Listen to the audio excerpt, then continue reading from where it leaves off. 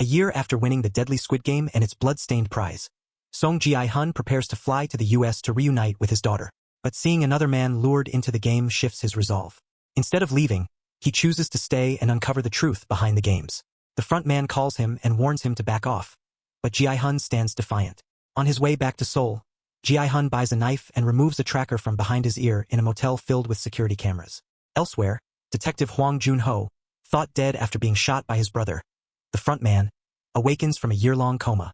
Now a traffic officer, he secretly teams up with Captain Park, his rescuer, to uncover the games. Ji-Hun hires Mr. Kim and Woo-suk, criminals with underworld ties, to track the recruiter. After weeks of searching subway stations, they spot the recruiter playing a slapping game and report back. Meanwhile, Jun-hee, Myung-ji's pregnant ex-girlfriend, receives an invitation to the games and cancels her clinic appointment. At a park, the recruiter mocks homeless individuals, offering food or worthless scratch cards. Kim and Woo-suk confront him but are overpowered and taken hostage.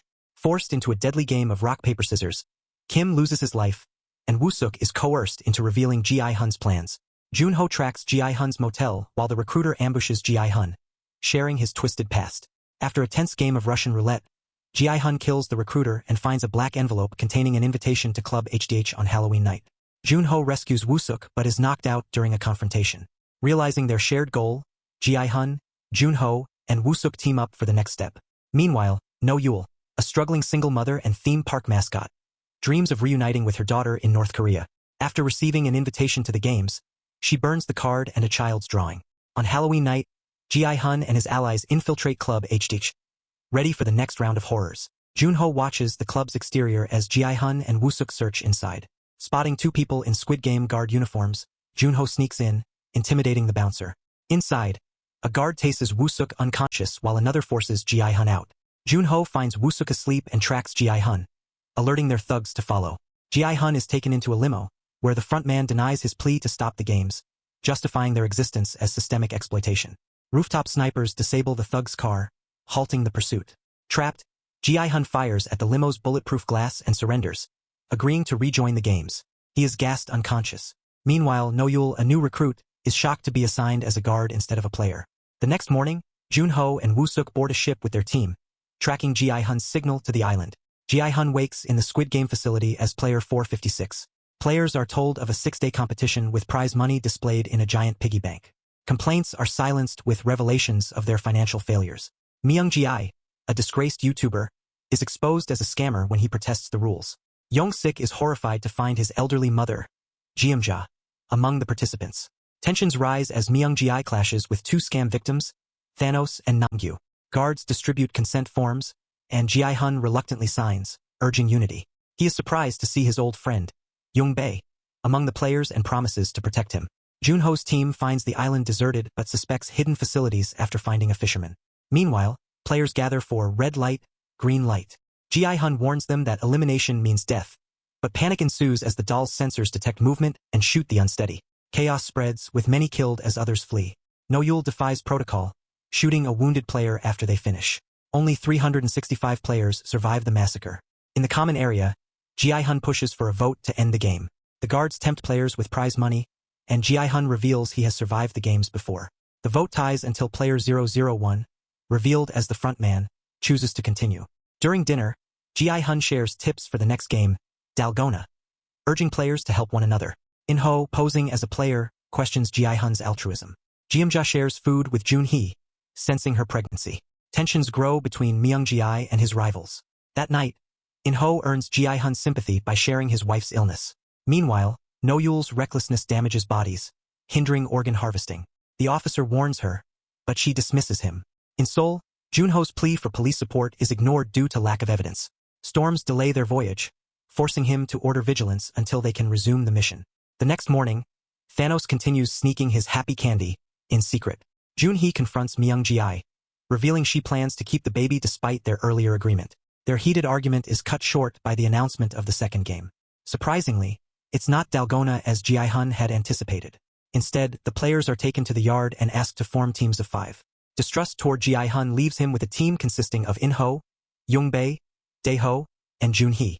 The game, 6-legged pentathlon, ties each team's legs together. At every 10-meter mark, a mini-game awaits, and winning it allows the team to proceed. With 5 games and 5 minutes to complete them all, the players scramble to assign roles for each game. The guards secure their ankles together as the first 2 teams step up. Those waiting observe closely, trying to pick up strategies. Dae-ho spots a team struggling with puzzle pieces and practices with stones he finds nearby. Teams that fail are allowed to restart but waste precious time, heightening their anxiety and mistakes. Namgyu, however, ignores the games entirely, pestering Thanos to share his candy. When the first round ends, both teams fail to finish the games, resulting in all 10 players being executed on the spot. Guards arrive to retrieve the bodies, but No-Yul fires extra shots into each corpse. The next team up is Gyu-Young's.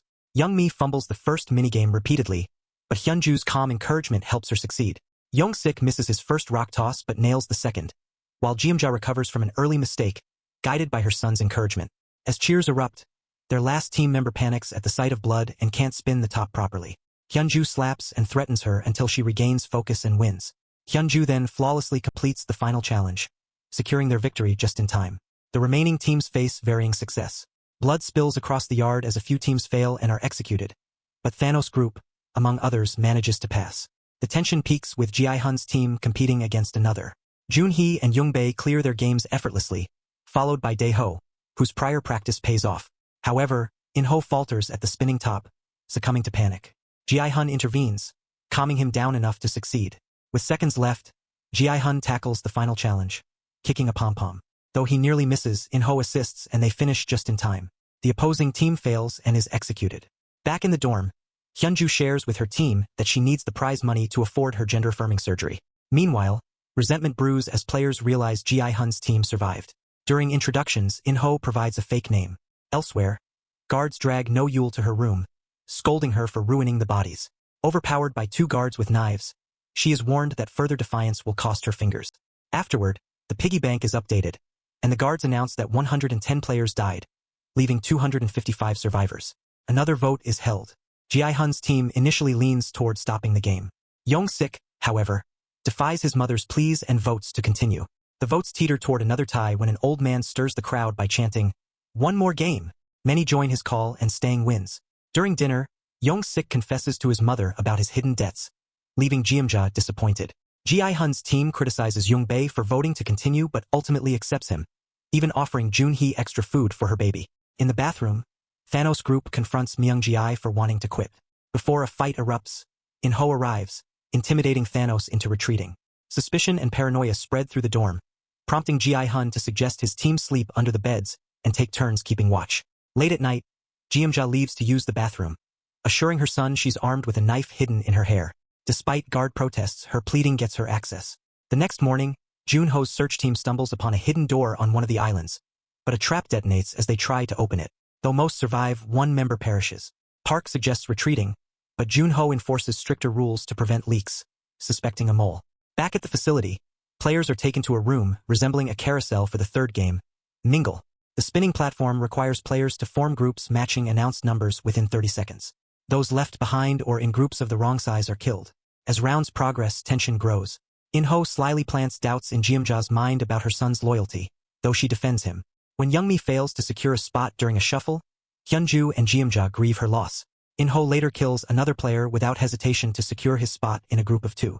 Joon-ho sends out a drone to survey the islands, uncovering hidden dangers while suspecting treachery within his team. Meanwhile, Thanos and Namgyu's escalating aggression culminates in violence during the night. Myung-ji kills Thanos with a stolen fork, igniting chaos as players turn on one another. Guards intervene too late, but Ji-Hun's team uses the distraction to overpower them and seize weapons. The players immediately spring into action, opening fire and killing half of the guards. The remaining guards hide behind the beds, shooting back as the players steal more and more guns. The officer orders the rest of the guards to leave the room, locking the door behind them. One guard is accidentally left behind and taken hostage. A player, eager for revenge, suggests killing everyone who had attacked during the night, but Ji-Hun quickly intervenes, stopping him. While Hyunju shoots out the security cameras, Ji-Hun and Young-bae address the group, asking for more volunteers to go after the higher-ups. Young-sik wants to join, but his mother holds him back. Joon-hee gestures for Myung-ji to stay too. Not many people volunteer, but the few that do are determined to follow through with the plan. They distribute the guns and radios, with Hyunju instructing them on how to use the advanced weapons. Her background as a former Special Forces sergeant comes in handy. They force the hostage to lead them to the admin office. As they reach the colorful stairs, an ambush of guards opens fire. A shootout erupts, but the team manages to take down the guards with relative ease. They destroy the cameras and continue moving, collecting bullets from fallen soldiers. As they approach the admin door, more guards appear, opening fire again and killing the hostage. The team gets into another gunfight, but Ji-Hun and Young-bae decide to push forward and find the boss, while the rest of the group provides cover. They open every door in the corridor, but each one is locked. Ji-Hun notices a sensor on the wall and puts on a soldier mask, which opens a hidden door to another corridor. They use the mask to deceive more guards and continue shooting them down. However, more guards appear, and the team begins to lose members. Running low on ammunition, Ji-Hun and Young-bae call for help, prompting In-ho and 2 others to rush to their aid. Dae-ho volunteers to scavenge bodies for more ammo. Ji-Hun takes a risky move, rolling close to the fallen bodies to collect more bullets, barely avoiding a bullet that grazes his arm. As Dae-ho continues to gather ammunition, In-ho arrives with 2 men and tells Ji-Hun that he's found an alternate entrance to the office, but he needs their help to keep the guards distracted. Ji-Hun agrees and gives In-ho his last remaining rounds, expecting Dae-ho to bring more soon. In the meantime, Dae-ho collects all the available ammo from the bodies, but when he hears the gunfire intensifying, he panics, drops the radio, and retreats to stay with the others. Hyunju grows suspicious of the radio silence and decides to investigate. Alone with the 2 men, In-ho waits until they turn around, then kills them both. He uses their dying sounds to deceive Ji-Hun over the radio, making it sound as though he, too, has been killed. He then orders his men to wrap things up. Meanwhile, in the main room, Hyunju gathers all the ammo from Dae-ho, but before she can leave, a group of guards arrives. Jeomja convinces her to stay hidden, knowing she can't fight them off alone. In the corridor, one of the team members, unable to take it any longer, uses his last bullet to end his life. The other 2 surrender, but the guards kill them anyway. Hearing all of this on the radio, Ji-Hun and Young-bae decide to surrender as well. In-ho, now wearing the frontman mask again, confronts them, telling Ji-Hun that these are the consequences of playing the hero. He shoots Young-bae in the head, and Ji-Hun loses control, struggling as the guards hold him down.